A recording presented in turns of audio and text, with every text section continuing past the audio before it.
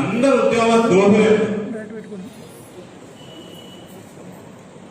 నిజమైన ఉద్యమకారులు లాస్ట్ ఈటెల రాజేందర్ ఉండే ఇవాళ ఆయనను కూడా పొగబెట్టి బయటికి పంపించేసి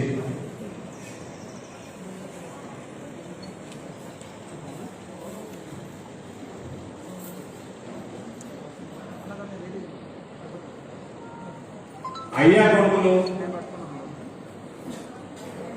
నిజంగా వాళ్ళు ఉద్యమకారులు అనుకుంటే, వాళ్ళ పార్టీలో అందరు ఉద్యమకారులు ఉన్నారు అనుకుంటే, నిజంగా తెలంగాణ సమాజం కోసం అయ్యా కొడుకులు పనిచేస్తున్నారు అనుకుంటే, బంగారు తెలంగాణ దిశగా ఇవాళ తెలంగాణ పోతున్నది అనుకుంటే, సిగ్గు శరం ఉంటే, దమ్ము ధైర్యం ఉంటే, ఎవరి కోసమైతే నువ్వు ఈటెల రాజేందర్ గారిని బయటికి పంపించినావు, వాడిని తీసుకొచ్చిన క్యాండిడేట్ పెట్టు, నీ కొడుకును పెట్టు క్యాండిడేట్. నీ కొడుకే కనుక అధికార దాహం లేకపోతే నీ కొడుకుకి ఇవాళ ఎలక్షన్ రాకపోదు. కేటీఆర్ కి తెలంగాణ పౌరుషం ఉంటే, రోషం ఉంటే, కేటీఆర్ ఈటెల రాజేందర్ గారి కంటే బ్రహ్మాండంగా ఒక మంత్రిగా పనిచేసింది అనుకుంటే, మునగాయి అనుకుంటే, ఇవాళ కేటీఆర్ ని సవాల్ చేస్తా ఉన్నా, కేసీఆర్ ని సవాల్ చేస్తా ఉన్నా, మీకు ఎట్లా అభ్యర్థి దిక్కులేడా?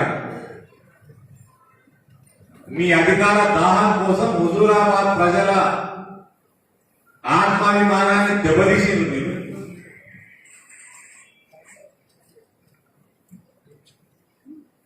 నీ కొడుకుని కేటీఆర్ ని ఇక్కడ క్యాండిడేట్ గా పెట్టాలని సవాల్ ఇస్తున్నాం.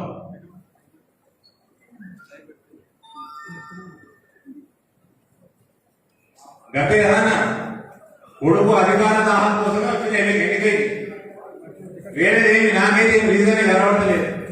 ఇటువంటి మహమ్మారి సమయంలో ఒక దిక్కు హాస్పిటల్ లేక, హాస్పిటల్లో బెడ్లు లేక, ఐసీయూ బెడ్లు లేక, ఆక్సిజన్ తక్కువ పడి ప్రాణాలు పోతా ఉన్నాయి. కానీ ముఖ్యమంత్రి మాత్రం బయటికి వచ్చేది లేదు, రివ్యూ పెట్టింది లేదు. ఒక ఆరోగ్య మంత్రి తెలంగాణ ప్రజల ఆరోగ్యం కోసం తిప్పలు పడుతుంటే నువ్వు ఆయన కూడా వీకేసి ఎన్నడూ బయటికి రాలే. ఇవాళ కేసీఆర్ అనేది ఆయన జిల్లాలో బాట పట్టిండేయో. నేను మొన్న కూడా చెప్పిన, ఇవాళ వాళ్ళు క్యాబినెట్ మీటింగ్ పెట్టుకున్నారు, లాక్డౌన్ బంద్ ఎక్కడికి వెళ్ళి అన్నారు. ఆ మర్నాడికి వెళ్ళి జిల్లాల పర్యటన మొదలైంది. జిల్లాల పర్యటన ముఖ్యమంత్రి మొదలైతే ఎన్ని రోజుల ప్లానింగ్ ఉండాలి తమ్ముడు? మీడియా మిత్రులు చెప్పాలి మీరే. ఇవాళ లాక్డౌన్ బంద్, రేపటి నుంచి ముఖ్యమంత్రి జిల్లాల టూర్. అంటే ముందే ప్లాన్ చేసుకున్నదే కదా. ఈ జిల్లాల టూర్ల కోసము లాక్డౌన్ ఎత్తిపడేసింది. మొత్తం దేశం మొత్తంలో అందరికంటే లాస్ట్ లాక్డౌన్ పెట్టింది మనమే, కేసీఆర్. అందరికంటే ఫస్ట్ మొత్తం లాక్డౌన్ ఎత్తేసి ఆయన.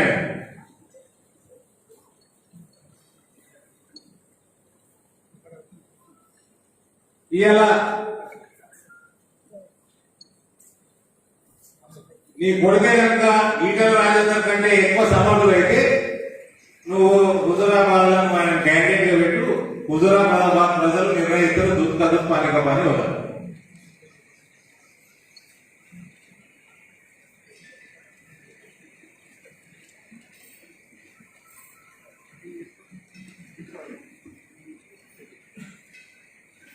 ఈ అప్పారావు సుబ్బారావు యాగిల్లో పట్టుకొచ్చి పెట్టే బదులు కేటీఆర్ పెట్టు.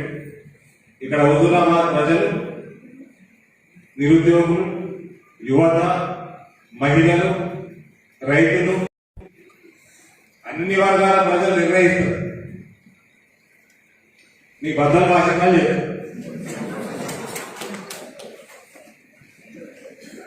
ఇవాళ ఏమనంటే ఓ సంతులు వచ్చినాయి, సంతులు పైసలు సర్పంచ్ కోరేటట, ఎంపీటీసీ కోరేటట, జెడ్పీటీసీ కోరేటట. అరే బాగాలు అందరు పైసలు తీసుకుంటారు, అందరు ఈటలు లాగారు.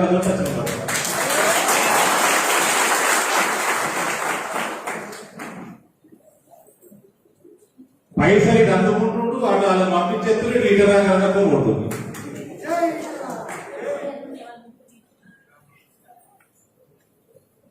కేసీఆర్ కంటే పెద్ద బేవకూఫ్ని నేనైతే చూడలేదు రాజకీయాల్లో. పైసలు తీసుకోమని ఓటేస్తారా? టీఆర్ఎస్ పార్టీని ఓడబోదామని నిర్ణయం చేసుకున్నాడు. మనస్ఫూర్తిగా కేసీఆర్ కి బుద్ధి చెప్పాలి, ఎలక్షన్ గా ఈ అహంకారాన్ని దించాలని నిర్ణయం చేసుకున్నాడు. పైసలు తీసుకోమని నిర్ణయం మార్చుకుంటా? పైసలు ఓడొద్దా? నన్ను కొనుక్కుంటే నాకు కూడా పంపి, నేను తీసుకుంటా పైసలు. వాళ్ళంతా తీసుకుంటా పైసలు, ప్రజల పైసలు. నేను నిజామాబాద్ చెప్పినా, బస్తాలు చెప్పినా. మా దగ్గర కార్పొరేటర్ ఇలా వెయిట్ పైసలు తీసుకున్నాడు, తెల్లారి మళ్ళీ బీజేపీ వచ్చి నాకు చెప్పాడు. నాకు పోయిన దేశంలో కూడా ఆపసం వచ్చింది. నేను అన్న పిల్లగాల మీద ఎంపీ చేయించుకోమని చెప్పాను. ఎవడే సోము ఇలా పోరగాళ్ళకి, కేసీఆర్ పోరగాళ్ళకి అమెరికాలో ఉండగా వాళ్ళ ఆగిలో ఏదో పోయి కారు గుద్దింది.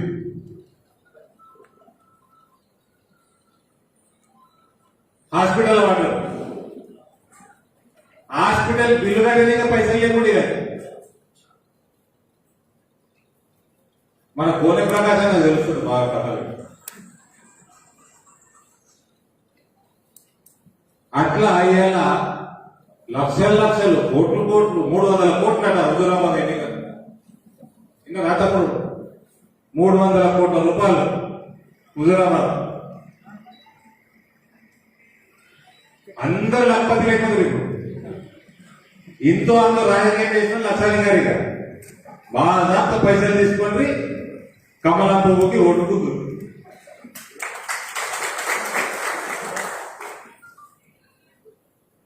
ఈ ఎన్నిక తర్వాత మాత్రం ఒక్కటి మాత్రం గొప్ప నాకున్న కొద్ది గొప్ప అవగాహన చెప్తా ఉన్నా. టిఆర్ఎస్ ప్రభుత్వం పతనం దిశగా ఫాస్ట్ దృష్టిపోతుంది. ఫాస్ట్గా కాదు, వైకుంఠ ధామం దిశగా పోతుంది ఈ ఎన్నిక రాగానే.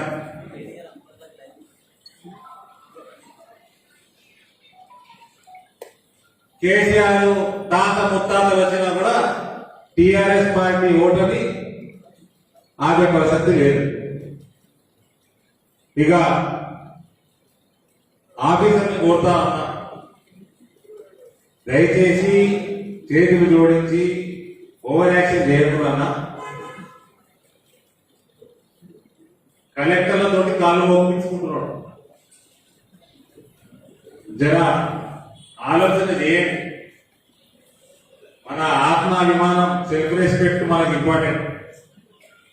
బ్యూరోక్రసీకి ఆత్మాభిమానం కాపాడండి. ఇక ఈ ఎన్నికలలో కూడా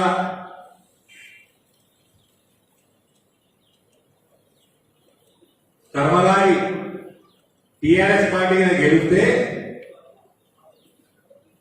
ఆఫీసర్లు బానిసలు అయిపోతారు. ఇక బానిస బతికైపోతారు ఐఏఎస్ ఆఫీసర్లు.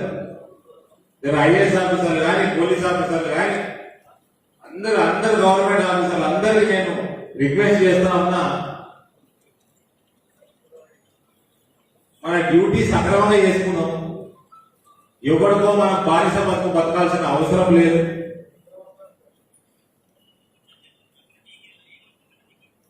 కాబట్టి ఓవర్ యాక్షన్ అద్దరు.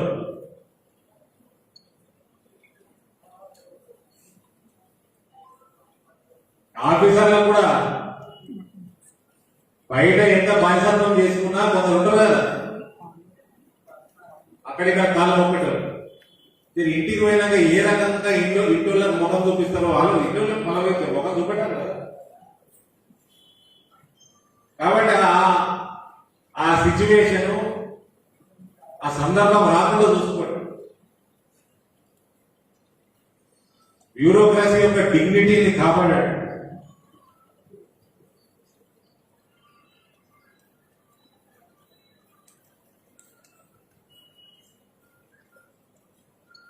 ఇవాళ ఈ ఎన్నిక ఎందుకు వచ్చిందో చెప్పినాను. ఇక్కడ ఈటెల రాజేందర్ అన్న విజయోత్సవ ర్యాలీలో పాల్గొన్నాక పోతాడు. కేసీఆర్ 300 కోట్లు కాదు 1000 కోట్లు ఖర్చు పెట్టుకున్నా నా అంచనా ప్రకారం, నేను ఎప్పుడు తక్కువ చెప్తానయ్యో మళ్ళీ ఎక్కువ చెప్పి తక్కువ చెప్పి ఎక్కువ గెలుచుకు పెట్టు 20,000 నుంచి 30,000 కనీస మెజారిటీతో ఈటల రాజేందర్ గెలుస్తాడు. మళ్ళీ అరవింద్ తక్కువ చెప్తున్నాను, నేను తక్కువ చెప్పి ఎక్కువ గెలుస్తున్నాను. కనీసం 20 నుంచి 30,000 మెజారిటీ తోటి రాజేంద్ర గెలుస్తాడు.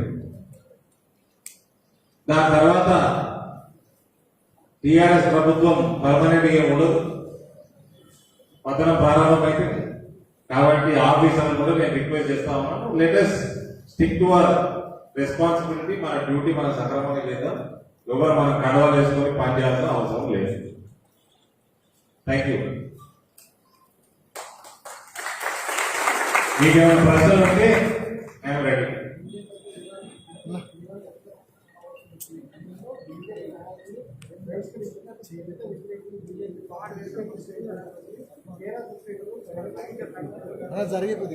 సిగ్గుంటే తెరాస శ్రేణులకి అలా ముఖ్యమంత్రి ఎస్సీ కావాలి కదా. హుజూరాబాద్ ఎఫెక్ట్ ఇది. జిల్లాల పర్యటనలు, ఇవాళ ఎస్సీ సోదరుల మీద ప్రేమ, ఇదంతా కూడా హుజూరాబాద్ వైరస్. దాని రిజల్ట్ ఇది. దొంగ బూటలపు మీటింగ్ ఇవన్నీ. నన్ను మీడియా మిత్రులందరూ టీఆర్ఎస్ శ్రేణులు ఎవరైతే అంటున్నారో వాళ్ళని రిక్వెస్ట్ చేస్తున్నా, నన్ను తీసుకుపోయి ఇంటే ఉంటా, నేను ఒక్కడే వస్తా. ఎందరికి 3 ఎకరాల పొలం ఇచ్చిండు, ఎందరికి డబుల్ బెడ్రూమ్ ఎస్సీలకు ఇచ్చిండు, ఏ ఎస్సీలకి ఏ పదవులు ఇచ్చిండు. ఎస్సీలని కేసీఆర్ అవమానించినంత చరిత్రలో ఎవరు అవమానించలేదు. కడియం శ్రీ గారి రావచ్చు, రాజయ్య రావచ్చు, ఈ దొర అహంకారం అడ్డు అదుపు లేకుండా అయిపోయింది. కాబట్టి ఈ దొంగ మీటింగులు, ఎలక్షన్ల కోసం డ్రామా మీటింగులకి పోవాల్సిన అవసరం లేదు.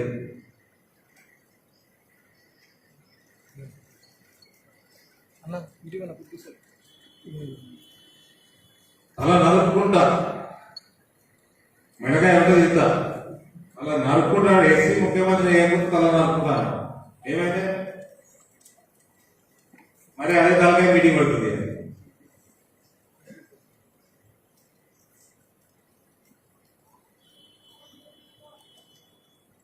ఆయుష్మాన్ భారత్ పెట్టిందా? ఎందరు చనిపోయి? 1000 మంది చనిపోయి, లక్షల మంది, కోట్లాది రూపాయలు అప్పులు పాలే. ఏది ఆయుష్మాన్ భారత్? ఏది? ఇప్పుడు రాంగ నేను హైదరాబాద్కి వెళ్ళి రాంగ అదేంటి మన రైతు సమితిగా బిల్డింగ్ రైతు వేదిక అలా 6 లక్షల రూపాయలు మాయండి ఇగిలించుకుంటా పాదగట్టుకుంటా ఫోటో పెట్టుకున్నాం.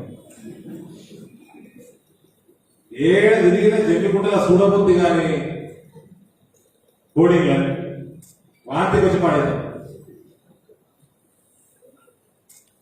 ప్రజలు చనిపోలే కదనే, ప్రజలు చనిపోరు, తిన్నది బయటకు వస్తుంది.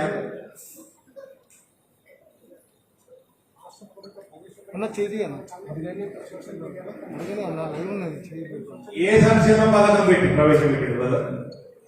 ఏ సంక్షేమ పథకం ప్రవేశపెట్టి విషయం చెప్పండి. ఎవరికి సంక్షేమం చెప్పండి చెప్పండి. మహమ్మారిలో హెల్త్ ఇన్సూరెన్స్ పెట్టిన దుర్మార్గులు కేసీఆర్ ఏం సంక్షేమం చేసేది చెప్పండి.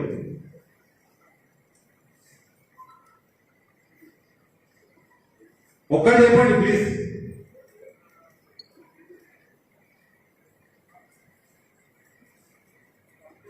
రైతు బంధు అంటాడు. రైతు బంధుల గరీబ్ రైతులకు వచ్చేది తక్కువ, రామేశ్వరరావు లాంటి భూభగాసులకు వచ్చేది ఎక్కువ. నాకు తెలిసిన వాళ్ళనే 1000 మంది పేరు ఇస్తే నీకు వాళ్ళకి రైతు బంధు అడుగులే కాదా? ఓ లక్షలు లక్షలు పడతాయి ప్రతి సంవత్సరం, కోట్ల రూపాయలు పడతాయి.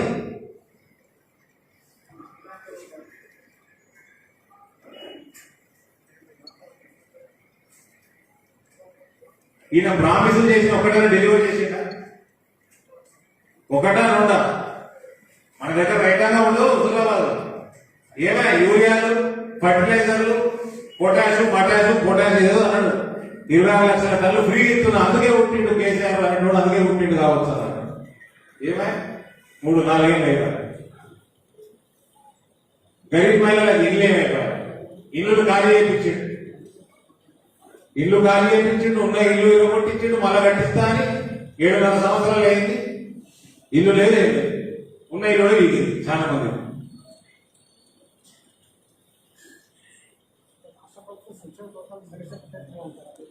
ఒక్కటి చెప్పు కదా,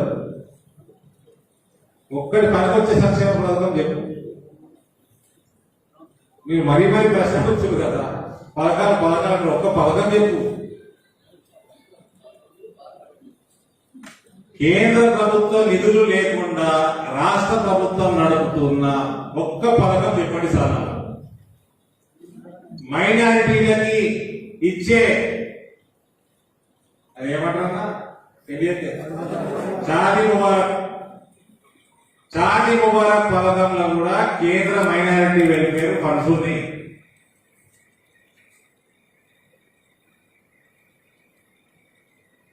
ఈ రైతు సమితి భవనాలలో 6 లక్షల రూపాయలు మాయి, వైకుంఠ ధామాలు పైసలు మాయి, రంగులాలి. ఇచ్చే రేషన్ల 99% కేంద్ర ప్రభుత్వ పైసలు. మీకు పడే రోడ్లన్నింటిలా ఇప్పుడు హుజురాబాద్ రాజధాని మంచి డెవలప్ చేసుకున్న రోడ్డు మంచిగా, నేను తిరిగినది మంచిగా, సిసి రోడ్లు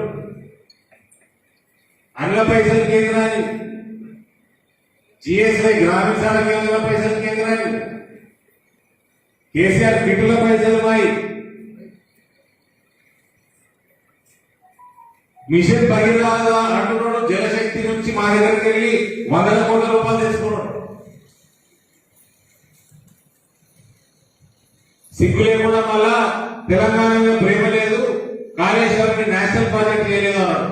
కాళేశ్వరానికి దాని డీటెయిల్డ్ ప్రాజెక్ట్ రిపోర్టు తో పాటు ఇతర వివరాలను ఇవ్వమని 2016లో రాష్ట్ర ప్రభుత్వానికి రాస్తే ఈనాటి వరకు దానికి రిప్లై లేదు.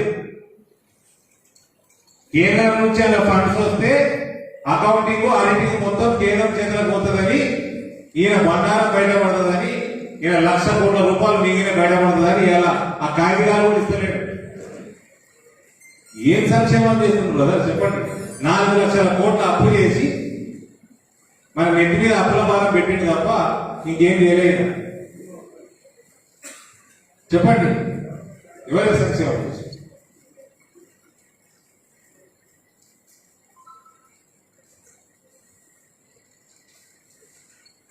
సంతోషరావు 7 సంవత్సరాలు 8 సంవత్సరాలకి ఎంత పోయి సంతోషరావు ఫోటో చూడండి. సంతోషరావు పరిస్థితి ఆర్థిక పరిస్థితి ఏముండేది చూడండి 8 సంవత్సరాల క్రితం. ఇలా డిఫాక్టో సీఎం అయిపోయాడు. ఆయన ఒక ముఖ్యమంత్రి, కేటీఆర్ ఒక ముఖ్యమంత్రి, ఆయన బిడ్డే ఈ రాష్ట్రానికి మొట్టమొదటి మహిళా ముఖ్యమంత్రి. అలా ముసాయనేమో ఉన్నపది ఊసకూడదు, ఇలా పూర్వాలు ఊసకూడదని ఆయన టెన్షన్ ఆయన గట్టిగా పట్టుకొని కూర్చోడం కూర్చుంది.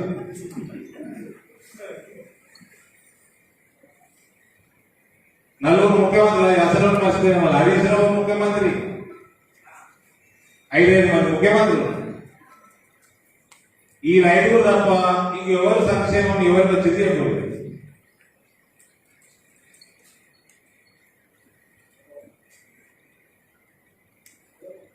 రైతులకి ఫ్రీ కరెంట్ ఇస్తా అంటున్నాడు. కేంద్రానికి అప్పులు చేసుకుంటా 4 లక్షల కోట్లు అప్పులు చేసి ఇక్కడ 4 లక్షల కోట్ల దాదాపు 1,00,000 కోట్లు విద్యుత్ అప్పు చేసింది.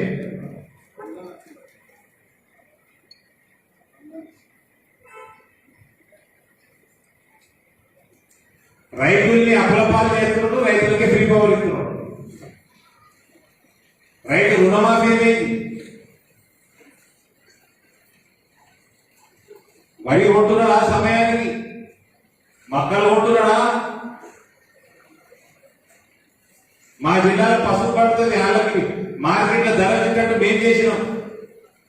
ధర ఒకవేళ ధర రాకుంటే లెటర్ రాయన ఆయన అంటే 3వ సంవత్సరం ఇది. నేను ఎంపీ అయినాక 2వ సంవత్సరం లెటర్ రాయడు. కేంద్రం పైసలు ఇస్తుంది అని వ్యవసాయ శాఖ మంత్రి పార్లమెంట్ లో చెప్పిండు. లెటర్ రాయని ప్రపోజల్ పెట్టాడు. 100 రోజులలో షుగర్ ఫ్యాక్టరీ తెరిపిస్తానని తెరిపియలే.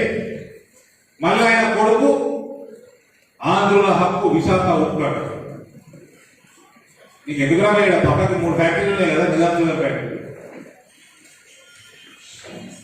మళ్ళా మన ల్యాండ్ అమ్ముతున్నాడు. కొత్తగా స్కామ్ వచ్చింది ఇప్పుడు మా తోటలలో, కరీంనగర్, ఉమ్మడి కరీంనగర్ జిల్లాలో. ఖాదీ భారత్ ఖాదీ కేంద్రం అన్ని అమ్మేస్తున్నారు. 12 కోట్ల రూపాయలకి అలా చుట్టాలకి 1 కోటి రూపాయలకి ఇచ్చేసి ఎంత? 1 కోటి రూపాయలు, 1,20,000, 12 కోట్ల ఆస్తి. సంక్షేమం అండి, చుట్టాల సంక్షేమం.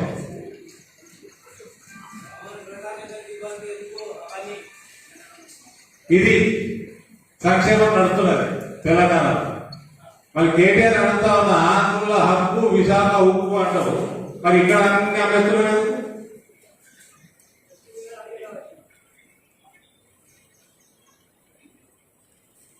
ఏం సంక్షేమం పెట్టారు చెప్పండి.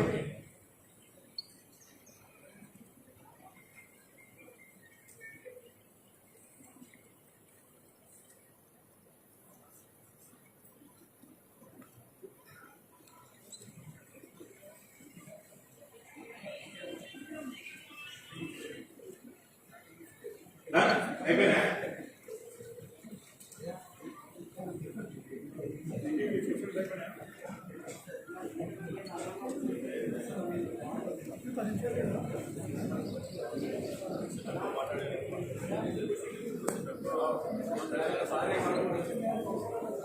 నేనైతే తమ్ముడు, నేను టెక్నాలజీ, సోషల్ మీడియా, ఒక సైంటిఫిక్ పద్ధతిని నమ్ముకున్నాను. నేను 10 మందిని అడిగితే 8 నుంచి 9 మంది ఈగల రాజకీయాలకు వెళ్తాను.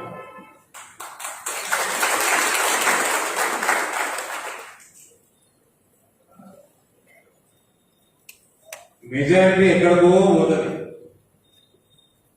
నేను ముందే చెప్పిన, అందుకని నేను తక్కువ చెప్పి ఎక్కడో గెలుపుతాను తప్ప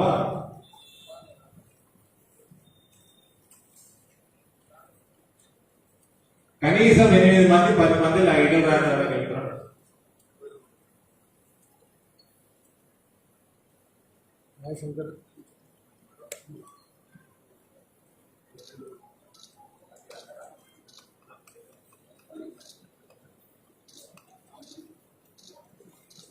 మాకు సవాలు కేటీఆర్ ఇక్కడ నిలబడాలి. అది ఎవరి కోసమైతే ఎన్నిక వచ్చిందో ఆయన నిజంగా మొనగాడైతే ఆయన క్యాండిడేట్ కావాలి.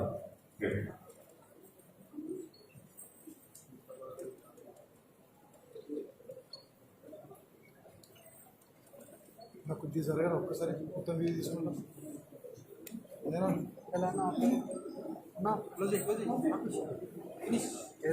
ప్రస్తుతులందరికీ